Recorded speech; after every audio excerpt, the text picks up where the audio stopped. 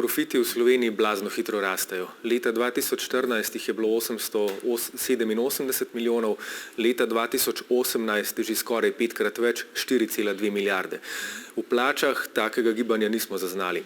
Zato je bil lani soglasno, mislim, za zelo veliko večino 56 poslancev sprejet zakon, po katerem bi najprej se povečale minimalne plače, ki bi bile tudi spodbuda za to, da se povečajo ostale plače.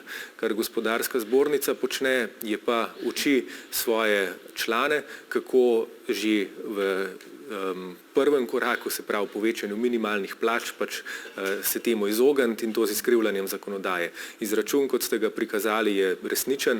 Recimo, če ima nek delavec trenutno 60 evrov mesečnega dodatka za delovno dobo, pač seveda obstajajo načini, kako zakonodajo izigrati in 50 evrov recimo od tega dodatka potegniti v osnovno plačo in delavec bo ostal brez 50 evrov na mesec oziroma 600 evrov na leto. In to se nam absolutno ne zdi pošteno, zato protestiramo proti temu in danes smo pozvali tudi vlado, naj protestira proti takemu izigravanju zakona.